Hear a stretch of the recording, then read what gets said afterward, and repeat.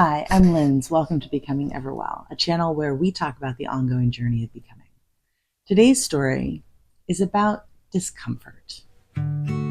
I make sense of life by writing about real everyday stuff that makes us who we are. Some of these snapshots are fun, some are more serious. Maybe they'll open up something in you too. Let's grow. I'm pretty comfortable with vulnerability, but this one is a hard one for me to read. I actually wrote it 7 years ago, and I haven't been brave enough to share it, to publish it, to put it anywhere, just because it felt very raw until more recently. So here goes.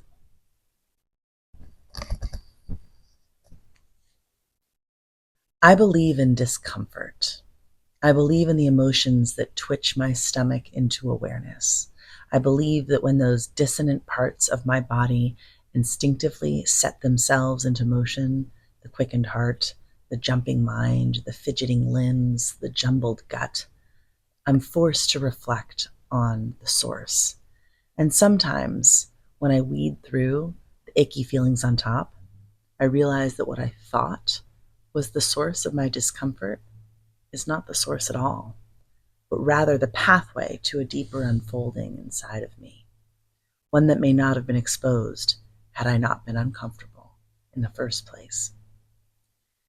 Having grown up not wanting for much, or rather easily being able to have all that I wanted, most discomforts were quickly put at bay with a new something or other. A shopping spree with my mom, a fun outing, a new CD, a great meal, a decadent treat, a massage, a pedicure. And although I've never considered myself materialistic, I have been blessed with the means to have what I need and often get what I want in addition to that. For most of my life, I would have said with conviction that money couldn't buy happiness. Of course, money can't buy that intangible emotion that is happiness. This we all know. But because money has become the single greatest point of stress in my family in recent years, I wonder, where does happiness come from? Where do I find it amidst the consistent veil of financial stress? When so many conversations with my husband come back to the topic of money, I sit in this place of wondering if money could truly bring us more happiness. It seems like it, because money seems like the root cause of all of our conflicts. If we just had more money, would we be consistently kind to each other? Would our marriage feel happy every day? Truth is, I often think so. I've come to believe that having more money than needed eliminates a huge source of unhappiness. So that's uncomfortable. To be 8 years into marriage with 3 young children, pedaling hard to keep the whole life stable and sustained and love rich, while feeling like we will be partially broken until we have enough money not to be. So I feel in some ways that much of the happiness of my husband, and therefore in our marriage, hinges on money. So here I am in the discomfort, while also knowing with every fiber of my being that I married the man I was destined to share my life with. The man of my dreams, really. He's a deeply good person who loves me just the way I am, and we have so much fun together when we let ourselves. We have aligned moral, ethical, and spiritual perspectives, and we love co-parenting our children, whom we adore so much. We're a beautiful team, and I love us. I also know that we're not poor. We have all that we need. We have made costly choices in our lifestyle, and that's what we struggle to keep up with. So in my discomfort, and without probing deeply, I might initially think that the problem is the lack of money or a fractured partnership. But neither of those sources satisfy me. I still feel the aching gut, the questioning heart. So it must be something deeper. Like maybe it's always been too easy, too natural for me and for my husband to find joy in the things that cost money. A great night out, a weekend away, a new outfit, a facial, a new gadget, a bathroom renovation. Maybe we have created habits that have prevented us from searching for joy in the inherent, the intangible. So I asked him earlier this evening, in the wake of another squabble that in my mind started with me sharing a discomfort inside of me pertaining to a friendship, but in his mind was really a masked complaint about not having enough money. I asked him, what brings you joy that doesn't cost money? He was driving. The kids were in the back of our van watching Paw Patrol, and unaware that for Mommy and Daddy, the previous 30 minutes of silence had actually been noise-filled and hostile inside our private minds. We were trapped for another few hours on our way home from a road trip to New Hampshire. So my question about what brought him joy was the only life raft in sight to save us both from ruining the end of our weekend. At first, he said, riding my bike, but I don't have enough time to do it. He was defensive and a bit closed off, and I asked him what else. He said two more things: reading a book and playing freeze tag with the kids, before saying that everything else costs money. The end. Then, after a few quiet minutes, he asked me the question. And so I thought about it, and I started with singing.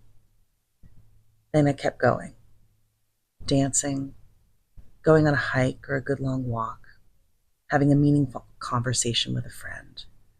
The heat of the sun on my face on a warm day, the smell from a fireplace when I'm outside on a crisp, chilly winter evening, watching fireworks, the sound of ocean waves, walking my child to preschool hand in hand, and talking about the various passing trucks. Hearing church bells unexpectedly, going to church on Sunday, reading, writing, holding my sleeping child in my arms, and collecting sea glass. It's my little girl who sparked this joy for me. She has an eye for sea glass and finds it everywhere. Last summer alone, she collected more than 1,600 pieces. And with every piece she finds, she inspects it, lights up over it, shares her joy with us, and saves it in a jar and treats it like precious treasure. And somehow, her joy became our whole family's joy. And we have spent countless hours wandering the sand together, uncovering weathered, soft, translucent, artfully shaped pieces of glass, and reveling in the mysteries and glory that brought each one of them to us. And my husband made a sound, a peaceful, happy sound, as he drove his precious people in our minivan down a dark New England highway. Yeah, he said. Finding sea glass brings me joy. So I believe in discomfort, because today's discomfort broke open an acknowledgement for us that we experience joy all around us and quite easily. There will always be songs to sing, stories to be read, walks to take, freeze dance to be played, and most especially, sea glass to discover. Again, I wrote that 7 years ago, but I still feel it very much in my soul. Oh, I have a few dear friends right now who are dealing with immense pressure of financial stress. It is such a hard part of adulting. And if you can relate, I just want you to know that I really understand the stress. I'm sorry you're going through it. It will be okay eventually. You will get through this. You will figure out the changes you need to make so that you'll be okay.